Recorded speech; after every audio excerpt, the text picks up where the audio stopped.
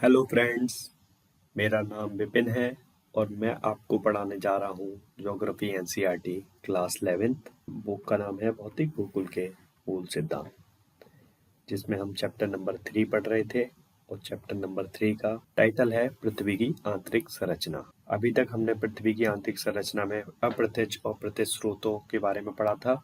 अप्रत्यक्ष स्रोतों में भूकंपीय गतिविधियां, सेस्मिक एक्टिविटी अप्रत्यक्ष स्रोतों में आंतरिक जानकारी के लिए सबसे महत्वपूर्ण स्रोत है। तो आज का जो हमारा टॉपिक है वो हम भूकंप रहेगा।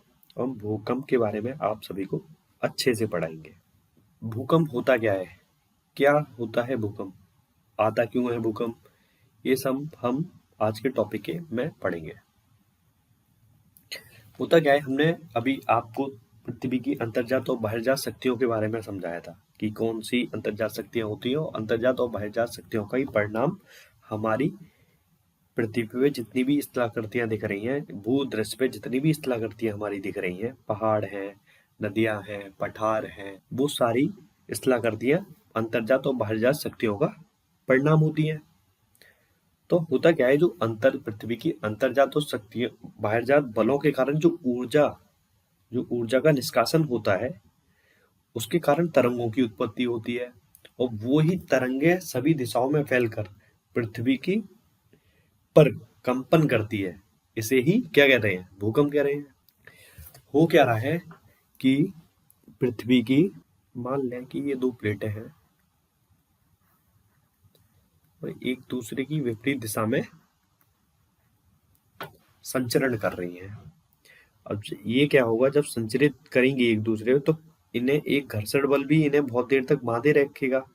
लेकिन ये कब तक बांधे रखेगा, इनकी संचरण शक्ति थोड़े समय बाद, जब ये संचरण, इनका घर्षण बल कम होता है तो ये सरक जाती हैं।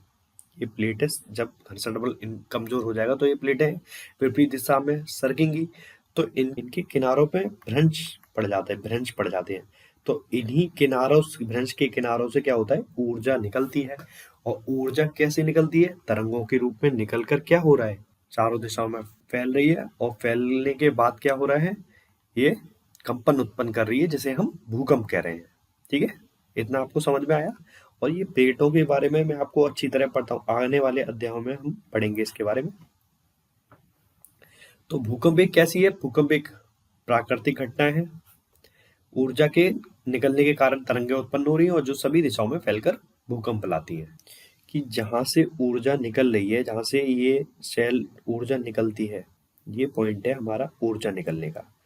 अब यहाँ से ऊर्जा निकल रही है, यहाँ से ऊर्जा उत्पन्न हो रही है, उसे तो हम क्या कह रहे हैं, उद्गम केंद्र। ये हमारा फोकस है। ठीक है, और यहाँ से निकलकर ये चारों तरफ फैल रही है और धरातल पर जैसी 90 डिग्री सबसे पहले यहाँ पर धरातल पर जहाँ पहुंच रही है, इसे क्या कहते हैं, इसे कहते रहे हैं अधिकेंद्र, कह रहे हैं इपी सेंटर। यहाँ से ऊर्जा रिलीज हो रही है, उसको हम फोकस कह रहे हैं या अपकेंद्र कह रहे हैं, हाइपो सेंटर कह रहे हैं, जहाँ से ऊर्जा निकल रही है। ठीक है, और जहाँ वह बिंदु जहाँ पर भूकंपीय तरंगे सबसे पहले पहुंच रही हैं, उससे क्या कहते हैं, उसे अधिकेंद्र कह रहे हैं, एपी सेंटर कह रहे हैं। तो आप ये समझ गए, ये हमारा फोकस हो गया। और 90 डिग्री बिल्कुल ऊपर तलीय तरफ पर आएंगे तो इसे हम क्या कहेंगे, एपी सेंटर, अधिकेंद्र, भूकंप का अधिकेंद्र हो रहा है। ठीक है, और देखो ये बिंदु पे लिखा हुआ है, वह बिंदु जहां पर एस पर भूकंपीय तरंगे सबसे पहले पहुंचती है उसे भूकंप का अधिकेंद्र कहते हैं, जो उद्गम केंद्र के ठीक ऊपर 90 डिग्री पर है। ठीक है, क्लियर हो गया। ठीक है, हम नेक्स्ट स्लाइड की ओर चलते हैं। अब हम भूकंप की तरंगे के बारे में पढ़ेंगे। अभी तक हमने ये जाना कि भूकंप कैसे उत्पन्न होता है। ठीक है, अब भूकंप से ऊर्जा जो निकल रही है वो तरंगों के माध्यम से निकल रही है, तो हम तरंगों के बारे में पढ़ेंगे कि भूकंप पे तरंगे कौन कौन सी होती हैं, किस प्रकार संचरण करती हैं और किस प्रकार भूकंपन आते हैं। ठीक है, जितने भी भूकंप हमारे, जो भी भूकंप के प्राकृतिक घटनाएं या जो घटना हो रही है वो हमारी पृथ्वी के स्थलमंडल भाग पे ही आते हैं। ठीक है, अब स्थलमंडल भाग क्या होता है, स्थलमंडल भाग हमें इतना पता है कि हमारी ये जो भू प्रॉपर्टी है, धरातल से 0 से 200 किलोमीटर की गहराई पर जाने पर ये हमारा पूरा क्या है, ये लिथोस्फीयर है, स्थलमंडल कहते हैं हम, लिथोस। ठीक है, ये हमारा स्थलमंडल है और इसी पर हमारी सारी सिस्मिक एक्टिविटी हो रही है। यहाँ से ऊर्जा रिलीज हो रही है, फोकस से रिलीज हो रही है, धरातल पर आके एपी सेंटर पे आके ये चारों दिशाओं में फैल रही है और भूकंप उत्पन्न हो रहे हैं हमारे। ठीक है, क्लियर हो गया। अब होता क्या है कि भूकंपीय तरंगें दो प्रकार की होती हैं। ठीक है, एक तो बॉडी वेव्स होती है और एक सरफेस वेव्स होती हैं। तो हमारी जो भूकंपीय तरंगें होंगी वो दो प्रकार की होती हैं। जो भूगर्भिक तरंगें हैं, उद्गम भूगर्भिक तरंगें उद्गम केंद्र से ऊर्जा मुक्त होने के दौरान पैदा होती हैं। ठीक है, हमारी जो बॉडी वेव्स हैं उसका सिंपल सा क्या है, अभी हमने पढ़ा दो तरंगें होती हैं बॉडी वेव्स। तो हम पहले इसमें भूकंपीय तरंगें में भूगर्भिक तरंग पढ़ेंगे। उसमें क्या होता है, उद्गम गेंद फोकस से रिलीज हुई, चारों दिशाओं में गई और जहां 90 डिग्री पे ऊपर धरातल पे ये पहुंचती हैं, सबसे पहले टकराती हैं, उसे हम क्या कह रहे हैं, एपी सेंटर कह रहे हैं। तो इन तरंगों को हम क्या कह रहे हैं, भूगर्भिक तरंगे कह रहे हैं, बॉडी वेव्स कह रहे हैं। क्योंकि ये क्या हो रहा है, एक बॉडी में चल रही है, एक पृथ्वी के अंदरूनी भाग में चल रही है, इसलिए हम इन्हें भूगर्भिक तरंगे कह रहे हैं। ये वर्ड से ही पता चला सकते हैं। भू माने पृथ्वी और गार्भिक पृथ्वी के गर्भ में, बॉडी वेव पृथ्वी के गर्भ में उत्पन्न हो रही है। अब होता क्या है, जैसे जैसे ये भूगर्भिक तरंगें पृथ्वी के धरातल पर पहुंचती हैं तो ये इनकी अन्योन क्रिया से होता क्या है, नई तरंगें उत्पन्न होती है। नई तरंगें, अब यहाँ पर कंपन हुआ, ये हमारा फोकस था, फोकस से ये हमारा एपी सेंटर पे आ गया, तो यहाँ पर नई प्रकार की तरंगें उत्पन्न हुई, जिसे हम अब ये यहाँ पर उत्पन्न हो रही है तो हम ये इसे सरफेस पे बोल रहे हैं, क्योंकि ये क्या हो रहा है, सतह पे संचरण कर रही है, तो ये हमारी होगी सरफेस वेव। हमने ये देखा था कि हमारी भूकंपीय तरंगें कितनी प्रकार की होती हैं, दो प्रकार की। भूकंपीय तरंगें दो प्रकार की होती हैं और ये सरफेस वेव, भूगर्भिक तरंगें और धरातलीय तरंगें। तो होता क्या है कि ये तरंगें धरातल के साथ साथ चलती हैं। ठीक है, सरफेस पे संचरण कर रही हैं, ये साथ साथ चलती हैं। तो होता क्या है कि तरंगों का वेग घनत्व वाले पदार्थों से गुजरने पर परिवर्तित हो जाता है। अब इस वर्ड का क्या मतलब है, अब हम ये देख रहे हैं कि ये हमारी पृथ्वी है। वो होता क्या है कि हम जैसे जैसे पृथ्वी के अंदर जाते हैं तो क्या होता है कि हमारा पृथ्वी का घनत्व बढ़ता जाता है। और भूकंपीय तरंगों की गति का पदार्थ के घनत्व से सीधा संबंध होता है। ठीक है, जैसे जैसे भूकंपीय तरंगों की गति बढ़ेगी वैसे वैसे क्या होगा, पदार्थों का घनत्व भी बढ़ेगा। तो जैसे जैसे हम देखते हैं ये हमारा पृथ्वी की तरंगे क्रस्ट से, धरातल से नीचे अंदर की ओर कोर की तरफ जाती हैं तो इनका वेग बढ़ता जाता है। तो इससे हमें पता चलता है कि पृथ्वी के अंदर घनत्व बढ़ता जाता है। ठीक है, क्लियर हो गया। और भूकंपीय तरंगों की गति में वृद्धि हो रही है, इससे हमें ये निष्कर्ष निकलता है। अब हम आगे बढ़ेंगे कि भूगर्भीय तरंगें भी दो प्रकार की होती है, कि बॉडी वेव्स दो प्रकार की होती हैं, जिसमें हम पी वेव्स कहते हैं और एस तरंगे कहते हैं। अब हम पी वेव के बारे में आपको बताएंगे कि पी तीव्र गति से चलने वाली तरंगें हैं। ठीक है, और धरातल पे सबसे पहले पहुंचती हैं। ठीक है, तो इन्हें क्या कहते हैं, हम प्राथमिक तरंगे कहते हैं। ठीक है, और इनकी प्रकृति ध्वनि तरंगों के समान होती है। तो इसलिए, और ध्वनि तरंगों की विशेषता क्या होती है, ध्वनि तरंगों को हम अनुदैर्घ्य तरंगें भी कहते हैं। और अनुदैर्घ्य तरंगें क्या होती है, इसमें कणों का कंपन और तरंगों की दिशा। तो हमने अभी आपको भूगर्भिक तरंगें और धरातलीय तरंगों के बारे में बताया। तो ये भूकंपीय तरंगों के प्रकार है, इसमें सामान्यतः दो प्रकार हैं, ये भूगर्भिक तरंगें और धरातलीय तरंगें। अब भूगर्भिक तरंगें में दो प्रकार आते हैं, भूगर्भिक तरंगें दो प्रकार की होती हैं, पी तरंगें और एस तरंगें।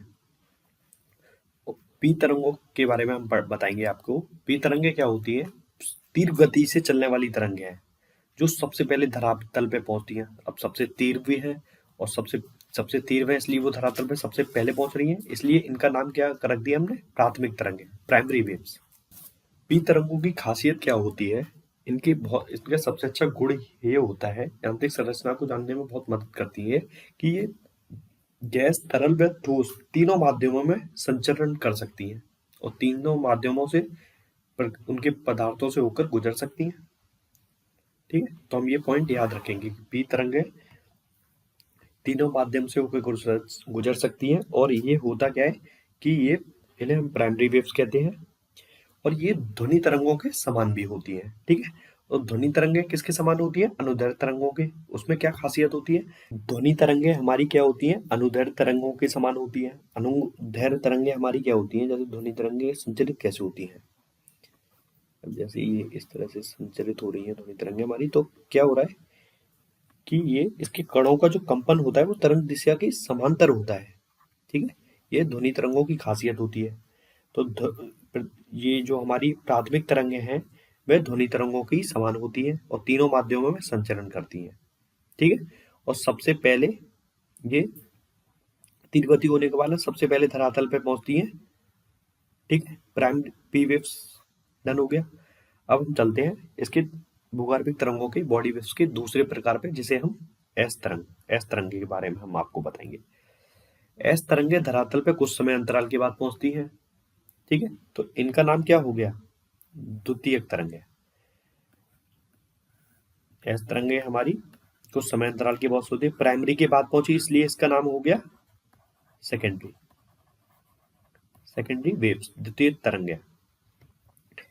और ये जो हमें मिली द्वितीय तरंगे, इसके बारे में हमें पता चला, जिससे हमें आंतरिक संरचना के बारे में बहुत ही महत्वपूर्ण जानकारी मिलती है कि ये केवल ठोस में संचरित होती है। और जब ये संचरित हो रही थी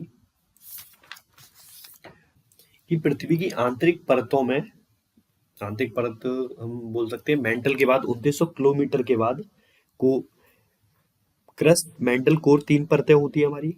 ठीक है, तो होता क्या है कि मेंटल के बाद, इनर मेंटल के बाद हमारा 2900 किलोमीटर जो शुरू होता है आउटर कोर। आउटर कोर से क्या होता है कि पी एवं एस तरंगों की गति में तो वृद्धि होती है। ठीक है, लेकिन इनके बाद क्या होता है? एस तरंगें बिल्कुल विलुप्त हो जाती हैं। क्या हुआ, समझे कुछ? एस तरंगें विलुप्त हो जाती है, इसका मतलब क्या है कि वहां पर क्या है कि कुछ तरल, ये देखिए आप, मैं आपको ये बता रहा हूँ, ये पी और एस वेव चली और यहाँ पर अचानक से एस वेव गायब हो गई। तो यहाँ पर ये इधर क्षेत्र में क्या है? आउटर कोर में क्या है? इससे पता चल रहा है यहाँ पर हमारा कुछ लिक्विड है।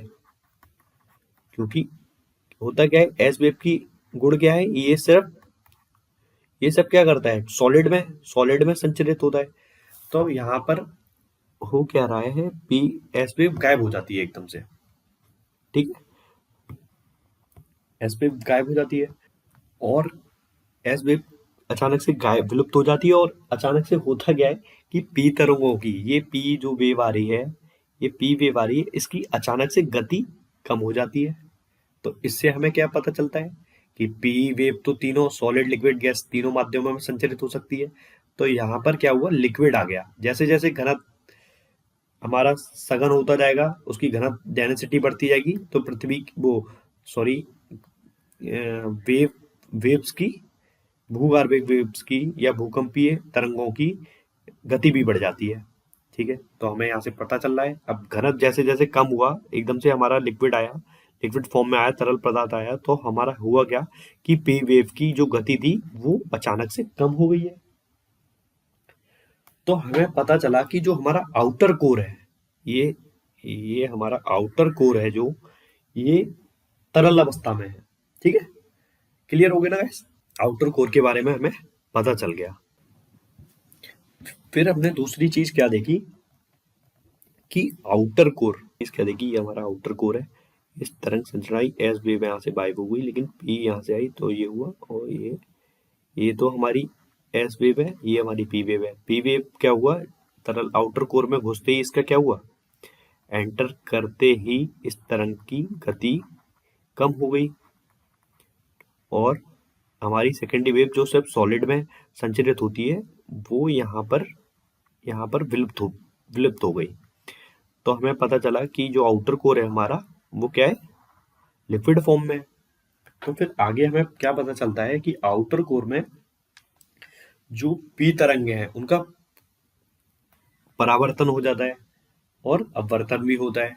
ठीक है, तो उससे क्या होता है, इससे हमें क्या पता चल रहा है कि आंतरिक कोर में पहुंचते ही क्या हो रहा है, इतनी परतों में है तो यहाँ पर दाब भी अधिक है, और दाब अधिक होने के कारण क्या होता है, आंतरिक कोर का जो पदार्थ है वो ठोस अवस्था में है। इतना यहाँ पर इतना प्रेशर है जो हमारा जो, और टेम्परेचर भी बहुत ज्यादा है, तो टेम्परेचर बहुत ज्यादा होने के कारण यहाँ पर पदार्थ की अवस्था तरल होनी चाहिए, लेकिन प्रेशर इतना अधिक है, वहां पर जो हमारी इनर कोर पाई गई है वो ठोस में पाई गई है। ठीक है, ठोस अवस्था में पाई गई है। क्लियर हुआ। और हमारी जो क्या होता है कि सरफेस वेव्स हैं वो धरातल पर चलती है। ओके गाइस,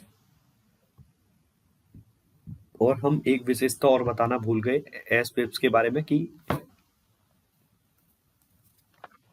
जो सेकेंडरी वेव्स होती हैं वो क्या होता क्या है कि प्रकाश तरंगों के समान होती है, और प्रकाश तरंगे किसके समान होती है, उन्हें हम अनुप्रस्थ तरंगे भी कहते हैं। तो अनुप्रस्थ तरंगों की प्रस्थ तरंगे हमारी होती क्या है, जैसे ये हम एक ग्राफ बनाते हैं तो हमारी ये तरंग संचरण की दिशा है,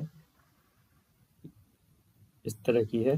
तो इसमें जो हमारे दोलन कंपन होते हैं वो तरंग दिशा के लंबवत होते हैं।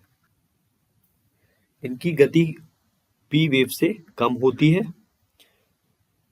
और एल वेव जिसे हम सरफेस वेव्स कहते हैं, एल से रिप्रेजेंट करते हैं, इन्हें लव वेव्स भी कहा जाता है।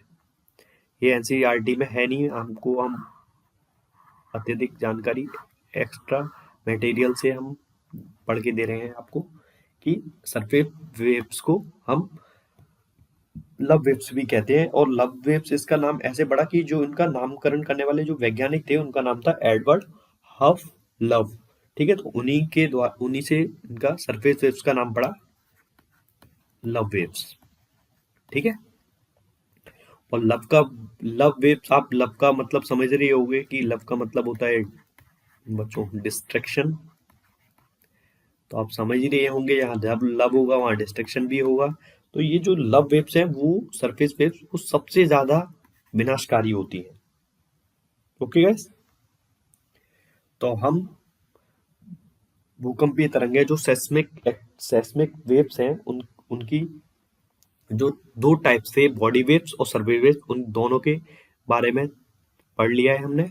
हम आने वाले अगले टॉपिक में भूकंपीय तरंगों के संचरण के बारे में पढ़ेंगे। तो आपको जो भी कुछ समस्या हो कमेंट में आप पूछ सकते हैं मुझसे। आगे आने वाली स्लाइड में हम पढ़ेंगे। Thank you guys.